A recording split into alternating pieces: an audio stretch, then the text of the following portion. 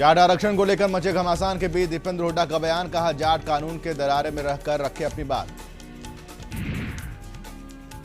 हरियाणा के पूर्व विधानसभा अध्यक्ष तदबीर कादयान का बयान, कहा ओम प्रकाश चौटाला ने नौकरियां लगाकर कोई गलत काम नहीं किया।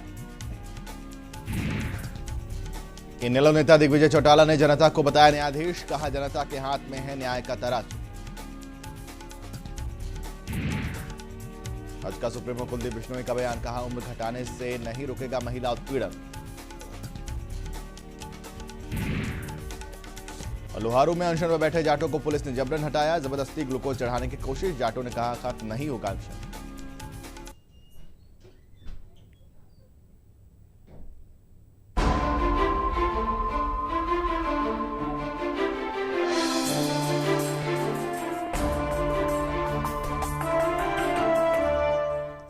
कार्यक्रम के प्रायोजक हैं सोमधारा योग।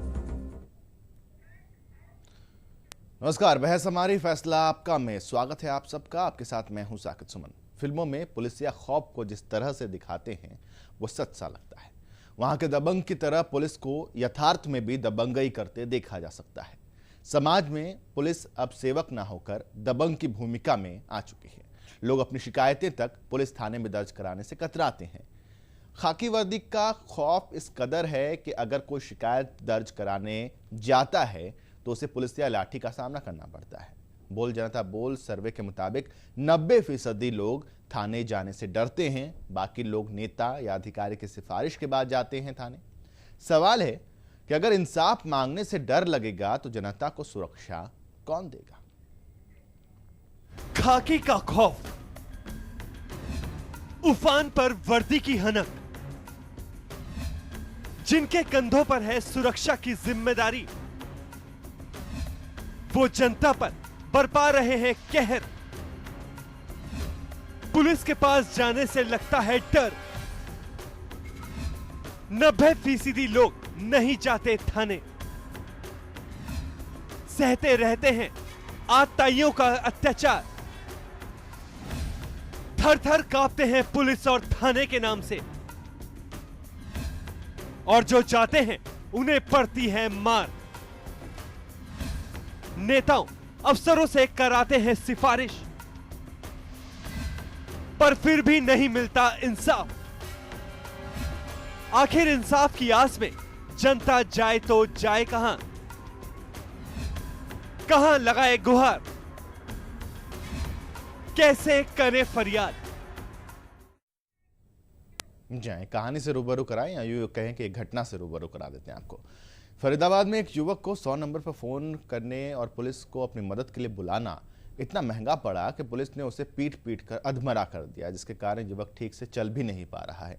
इसका विरोध करते हुए फरीदाबाद के डिस्ट्रिक्ट हेडक्वार्टर पर लोग नारे लगा रहे हैं। ये लोग पुलिस द्वारा एक युवक पर 3rd डिग्री इस्तेमाल किए जाने से नाराज हैं और आरोपी पुलिसकर्मी के खिलाफ कड़ी कार्रवाई की मांग कर रहे हैं। पीड़ित युवक का कहना है कि उसका झगड़ा हुआ था, तभी उसने 100 नंबर पर कॉल किया। इस बीच खुद को बचा पाने में नाकामयाब युवक भागकर चौकी जा पहुंचा।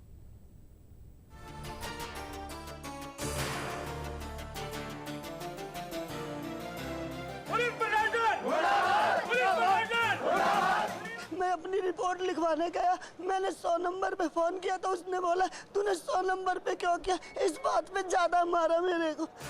दहाड़े मार मार कर रो रहा ये युवक पुलिस की दरिंदगी का शिकार है। जी हाँ, सही सुना आप। इसकी इस दुर्दशा का जिम्मेदार और कोई नहीं बल्कि वो पुलिस प्रशासन है जो जनता की सुरक्षा का दम भरते नहीं थकता। इनकी गलती सिर्फ इतनी रही कि इसने अपनी परेशानी को सुलझाने के लिए 100 नंबर डायल किया। ये अनिल कुमार ने और उसके पड़ोसी का रिश्तेदार है उसने, और 2 पुलिस वाले और थे।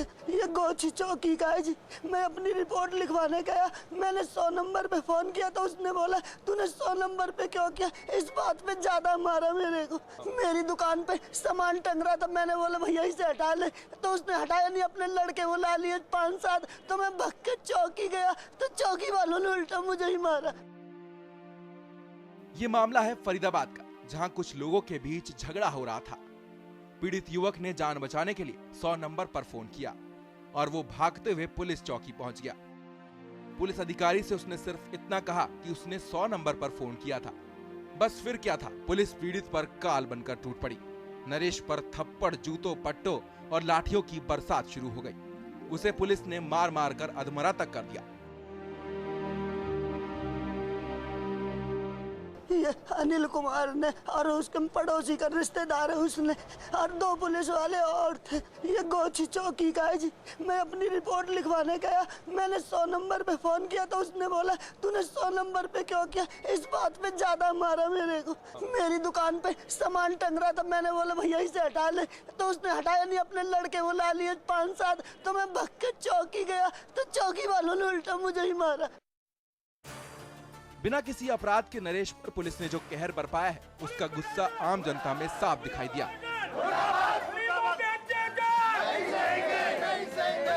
लोगों ने डिस्ट्रिक्ट हेडक्वार्टर के सामने पुलिस प्रशासन के खिलाफ जमकर नारेबाजी की और आरोपी पुलिसकर्मियों के खिलाफ कड़ी कार्रवाई करने की मांग भी की। मैं अपने कोर्ट की तारीख थी, मैं रास्ते में आ रहा था तो ये गेट के पास ये बेहोश पड़ा था। जैसे मैंने कहा बेटा उठाया, मैं कहा गाड़ी गुड़ी ना आ जाए, तो मैंने उठाया, इसको इसके चीखें मारी इसने। मैंने बोला क्या बात है, कह रहा पुलिस ने मारा है। मैं किसने मारा है, कह रहा है भाई उधर अपना एएसआई ने, अनिल कुमार ने मारा। मैंने 100 नंबर कॉल कर ली, भाई आपका एक पुलिस ने मारा है और आपने क्या कर रहे हैं, इस गरीब को इतना मारा है, इसका चमड़ा उधड़ा हुआ है। मामले पर संज्ञान लेते हुए जॉइंट पुलिस कमिश्नर ने साफ किया कि दोषियों के खिलाफ कड़ी से कड़ी कार्रवाई की जाएगी। पहली बार आपके थ्रू ही मुझे जानकारी मिली है और इसकी पूरी इंक्वायरी कराई जाएगी और अगर ऐसी बात हुई है कि चौकी में किसी को पीटा गया है तो सख्त से सख्त कार्रवाई की जाएगी, इस पे आप एश्योर रहिए। बहरहाल पुलिस की दबंगई का ये पहला मामला नहीं है। जनता के रक्षक ही अगर ऐसी हरकत करेंगे तो आम इंसान किससे मदद की गुहार करेगा। जनता के लिए फरीदाबाद से ललित गेरा की रिपोर्ट।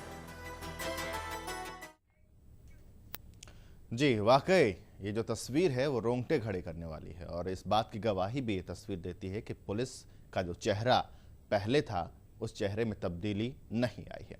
इस पर चर्चा करने के लिए स्टूडियो में हमारे साथ मौजूद हैं राजनीतिक विश्लेषक के साथ साथ संविधान और कानून के जानकार भरत गांधी जी। भरत जी बहुत बहुत स्वागत है आपका।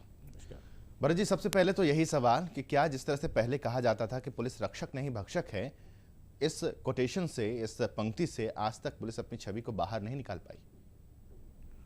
देखिए बार बार ये शिकायत आती है पुलिस के बारे में और मैं देखता हूँ कि अगर मेट्रो सिटीज़ खास करके दिल्ली और बम्बई की पुलिस काफ़ी हद तक उसे ठीक करती है, लेकिन ऐसी शिकायतें इनके बारे में भी हैं।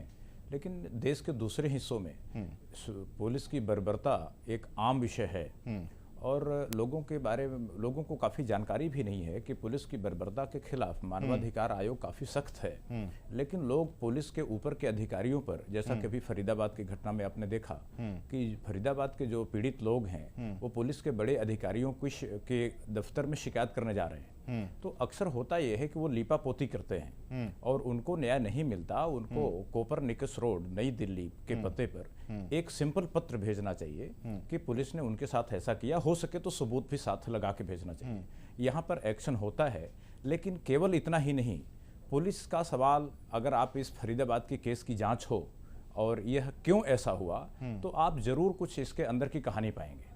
कहानी अक्सर ये पाई जाती है कि अगर कोई व्यक्ति बहुत मजबूत आदमी, किसी बहुत अमीर आदमी या राजनीति में बहुत बड़े पद पर, ओहदे पर या शासन के अधिकारी, कोई बड़े अधिकारी के पद पर है, उसके खिलाफ कोई कंप्लेंट जाती है तो पुलिस इस ढंग की पिटाई करती है। अगर कोई बराबर के दर्जे पर करता है शिकायत तो ऐसी नहीं होती।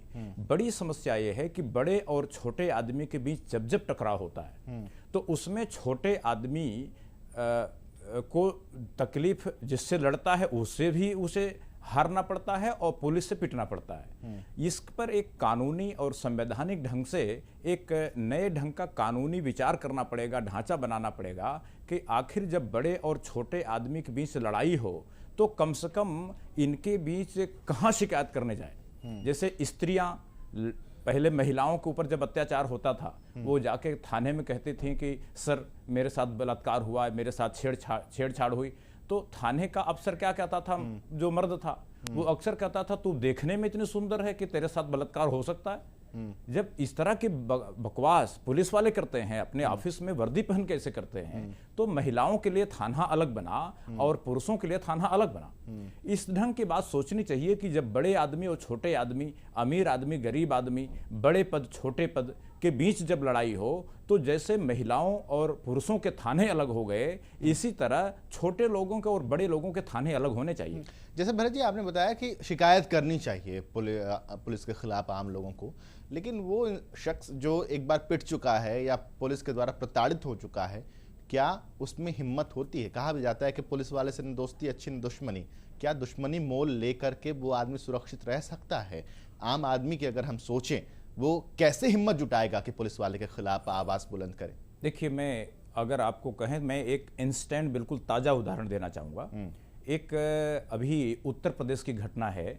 अमेठी का एक आदमी उत्तर प्रदेश के मुख्यमंत्री की पत्नी के खिलाफ चुनाव लड़ा, और चुनाव लड़ने के लिए जब पर्चा दाखिल करने गया तो वहां के डीएम और वहां के कोतवाल ने मिल करके उसका अपहरण करवा दिया। और अपहरण कराने के बाद उसको धमकियां दी गई कि अगर तुमने पुलिस में शिकायत की या कहीं भी शिकायत की तो तुम्हारे पूरे परिवार की हत्या करा दी जाएगी, क्योंकि मामला मुख्यमंत्री का है। और वो डर भी गया। लेकिन जब वो हमसे मिला और मेरे से कहा कि सर मुझे क्या करना चाहिए, हमने कहा कि देखो, अगर तुमने अत्याचार को सह लिया तो वो लोग दूसरों पर अत्याचार करेंगे। इस जिंदगी में मरना सबको है एक दिन, लेकिन अगर कम से कम तुम दूसरों पर अत्याचार ना हो, इसके लिए तुम जाओ। उसने शिकायत की, लेकिन उसकी शिकायत पर आज 8 महीना बीत गया, एफआईआर दर्ज नहीं हुआ, चूंकि सामने मामला मुख्यमंत्री की पत्नी का है और वो पार्लियामेंट के मेंबर है। लेकिन मैं आपको यह कहना चाहूंगा कि ऐसा नहीं है कि कहीं सुनवाई नहीं होती। ये मामला हाई कोर्ट में गया, हाई कोर्ट ने इस पर संज्ञान ले लिया। ये मामला सुप्रीम कोर्ट गया, बल्कि सुप्रीम कोर्ट में मैंने खुद बहस किया।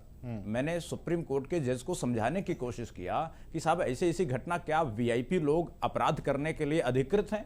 वीआईपी लोग क्राइम कर सकते हैं? सुप्रीम कोर्ट ने हालांकि सीबीआई जांच की बात नहीं मानी, लेकिन उस आदमी को पुलिस सुरक्षा देने का आदेश उत्तर प्रदेश के डीजीपी को दे दिया।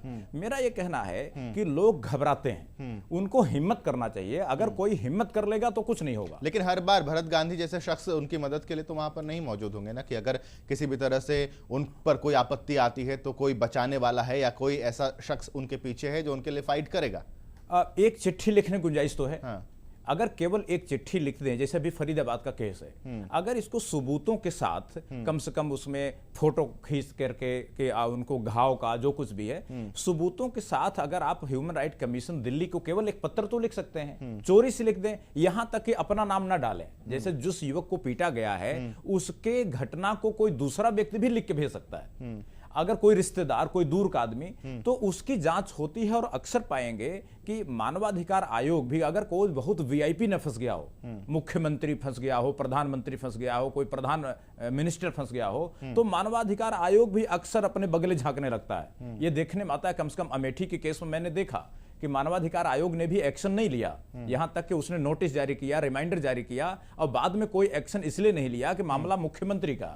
लेकिन मैं हर बार तो मुख्यमंत्री नहीं होता, कम से कम फरीदाबाद के केस में मुख्यमंत्री नहीं है। अगर वो ह्यूमन राइट कमीशन को एक पत्र लिख दे तो निश्चित रूप से उस अधिकारी की या जिसने पिटाई की उसके लिए बहुत मुसीबत खड़ी होती है। जी, मीडिया में जिस तरह से खबरें आती हैं और अगर तस्वीरें भी आ जाती हैं तो कार्रवाई होती है। पंजाब की वो घटना जिसमें महिला पर पुलिस वाले बर्बरता बरतते हुए नजर आए थे, उस पर कार्रवाई भी हुई, लेकिन बार बार वही बात सामने आ जाती है कि मीडिया का दबाव काम कर जाता है, और अगर मीडिया का दबाव होता है तभी किसी तरह की कार्रवाई होती है। लेकिन अगर हम दूसरा पहलू भी इसका हम देखें, कई बार इस तरह की बातें सामने आती हैं जब पुलिस के आला अधिकारी सामने आते हैं और ये कहते हैं कि फ्रेंडली माहौल होना चाहिए। वो खुद इस बात को एक्सेप्ट करते हैं कि फ्रेंडली माहौल नहीं होने की वजह से इन तरह की घटनाएं उभरकर सामने आ रही हैं। कोशिशें भी उनकी तरफ से होती हैं, लेकिन कारगर क्यों नहीं हो पाती? क्या लगता है आपको? देखिए, मैं अक्सर जानता हूं कि जब बराबर में लड़ाई होती है, एक मंत्री दूसरे मंत्री पर एफआईआर करता है तो हो जाती है, एक अरबपति दूसरे अरबपति पे एफआईआर करता तो हो जाती है, एक करोड़पति दूसरे करोड़पति पे एफआईआर करता तो हो जाती है। लेकिन एक झुग्गी झोपड़ी में रहने वाला एक करोड़पति जब एफआईआर करता है तब वो पिटता है। अक्सर आप देखेंगे जहां जहां आप शिकायत कर रहे हैं कि पुलिस एक्शन नहीं लेती बल्कि उल्टे पीटती है, वहां गैर बराबरी का मामला है। और ये गैर बराबरी के मामले, जब तक गैर बराबरी के लोगों का थाना एक रहेगा, उनके थाने नहीं बदलेंगे, थाने अलग नहीं होंगे, पुलिस अलग नहीं होगी, तब तक यह समस्या बनी रहेगी। तो ऐसे में अगर ये समस्या इसी तरीके से और जिस तरह के समाधान की आप बात कर रहे हैं वो गैर मुमकिन भी नहीं है, लेकिन बहुत आसान भी नहीं होगा, और इस तरह के चीज़ों पर सोचने के लिए एक अलग से तौर तरीका अपनाने की ज़रूरत है। लेकिन सवाल ये उठता है कि क्या पुलिस वालों पे इस हद तक दबाव होता है, वर्क प्रेशर इस तरह से होता है, ड्यूटी लंबी लंबी होती हैं, छुट्टियां नहीं मिलती, एक साइकोलॉजिकल एक मेंटल प्रेशर भी उनके ऊपर होता है जिसकी वजह से वो आपा जल्दी खो देते हैं? देखिए, अगर ऐसा होता भी हो, ऐसा शिकायत डॉक्टरों पर भी आती है। मैंने राम मनोहर लोहिया हॉस्पिटल के डॉक्टर के बारे में जानता हूं। वहां पर एक जांच हुई कि बच्चों की मौत, राम मनोहर लोहिया हॉस्पिटल में बच्चों की मौत 3 बजे से सुबह 5 बजे सबसे ज्यादा बच्चे क्यों मरते हैं? क्योंकि उस समय नर्सेस सो जाती हैं, डॉक्टर सो जाते हैं, उनको कोई देखने वाला नहीं होता। तो एक रिसर्च सामने आई कि सो जाने के कारण, जब इसकी जांच पड़ताल हुई कि भाई क्यों सो जाते हैं, तो डॉक्टर्स ने कहा कि उन्हें 36 घंटे की ड्यूटी करनी पड़ती है। पुलिस वालों का भी यह प्ली है कि उन्हें 36 घंटे की 48 घंटे की ड्यूटी करनी पड़ती है। लेकिन सवाल यह है कि इस प्ली पर इसका ये कोई बचाव का कारण नहीं हो सकता पुलिस वालों का। पुलिस वाले लिखा पढ़ी करें कि उनके साथ ऐसा क्यों होता है, पुलिस का स्टाफ बढ़ाया जाए। लेकिन आप अपना गुस्सा किसी पर उतारेंगे, अपनी पत्नी पर उतारिए, अपने बेटों पर उतारिए, लेकिन किसी दूसरे पर क्यों उतारेंगे? प्रश्न ये नहीं है। वास्तव में हम 64-65 साल से पिट रहे हैं, हम पुलिस की समस्या उठा रहे हैं, इसलिए बहुत जल्दी इस पर बहस छिड़नी चाहिए कि गरीबों और अमीरों का थाना अलग होना चाहिए। जैसे स्त्रियों पुरुषों के थाने अलग हो गए, उसी तरह अमीरों और गरीबों के थाने अलग होने चाहिए। ये बहस शुरू होगी तो ये कानून बनेगा। ये कोई भगवान के चाहने पर नहीं होगा, इंसान के चाहने पर होगा। अगर सारे गरीब चाहेंगे तो थाने अलग हो जाएंगे, और बहुत सारे अमीर भी चाहेंगे। ऐसा नहीं सारे अमीर गरीबों के दुश्मन है, बहुत सारे अमीर लोग भी चाहते हैं कि गरीबों को न्याय मिले। वो भी ये किस तरह का समाधान होगा कि गरीबों के थाने अलग कर दिए जाएं, अमीरों के थाने अलग कर दिए जाएं? ये किस तरह का समाधान है? तो उसी तरह की बात हुई कि अमीरों के स्कूल अलग कर दो, गरीबों का स्कूल अलग कर दो, वहां पर स्टैंडर्ड, तो फिर स्टैंडर्ड में भी परिवर्तन आ जाएगा। ये तो देखिए, अमीरों के अस्पताल अलग हो गई, अमीरों के स्कूल अलग हो गए, अमीरों के घर अलग हो गए, अमीरों की सब चीजें अलग हो गई हैं। अब केवल एक ही चीज कॉमन है, वो है थाना और अदालत। अब अगर थाना अदालत भी अलग हो जाए तो ये एक स्वस्थ दिशा में प्रगति होगी। देखिए, जब गरीबों के थाने में कोई अमीर आएगा ही नहीं, एक एसआई है, अब एसआई या पुलिस वाला क्यों एफआईआर नहीं लिखता या किसी की पिटाई क्यों करता है? जब भिड़ंत एक अमीर और एक गरीब के बीच में होगी तब रिपोर्ट का लिखवाने कहाँ जाएंगे? निश्चित रूप तो से गरीब अपने थाने में एक अलग से थाना फिर बनेगा। देखिए, हाँ, गरीब जो कॉमन केस लड़ेंगे, तो ये किस तरह का समाधान है? देखिए, अभी अगर आप स्त्रियों के थाने में देखें, जहां महिलाओं के थाने हैं, महिला थाने अलग बन गए, वहां पुरुष जाता ही नहीं। तो जब पुरुष नहीं जाता तो थानेदार पर दबाव भी नहीं होता। जब गरीबों का थाना अलग हो जाएगा, अमीर को कोई बात कहना है कोर्ट में जाके कहेगा, लेकिन उस थाने में जाने का कोई गुंजाइश नहीं है। तो इसलिए जब गरीब ही गरीब को जाना है तो वहां केस दर्ज होगा, इसमें कोई समस्या ही नहीं। लेकिन स्त्री और पुरुष के मामले को अगर हम गरीबों और अमीरों से अगर कंपेयर करते हैं तो बहुत अलग नजर आता है, क्योंकि स्त्रियों के साथ बहुत सारी इस तरह की बातें होती हैं जो वहां पर पुरुष अगर थानेदार है तो वहां पर वो कहने में थोड़ी सी झिझकती भी हैं, पूरी फ्रैंकली वो तमाम बातों को रख नहीं सकती। लेकिन अगर वही महिला थानेदार होगी तो स्पष्ट तौर पर वो बता पाएंगी। बहुत सारी ऐसी चीजें हैं जो शर्म और लज्जा के आंचल के पीछे छुप जाती हैं और वो खुलकर नहीं उन तमाम बातों को कहती। इसी वजह से ये तरीका अपनाया गया था। देखिए, अगर आप एक स्त्री को देखें, स्त्री निर्बल मानी जाती है, वो संकोच करती है, कह नहीं पाती, और इसी तरह की निर्भरता एक गरीब पुरुष में भी है। एक गरीब पुरुष और एक स्त्री दोनों बराबर जैसे हैं। अगर आप एक रिक्शे वाले को देखें, एक रिक्शा वाला रिक्शा खींचता है, उस पर एक स्त्री बैठती है, तो वहां पर कैसे कहेंगे कि स्त्री कमजोर है? क्योंकि रिक्शा खींचने वाला पुरुष है और बैठने वाली स्त्री है। मेरा कहना यह है कि इसका स्थायी समाधान यह है कि जब तक अमीरों और गरीबों का, बड़े लोगों का, छोटे लोगों का एक थाना बने रहेगा, बड़े लोग थानेदार को कब्जा करते रहेंगे और पिटवाते रहेंगे। स्थायी समाधान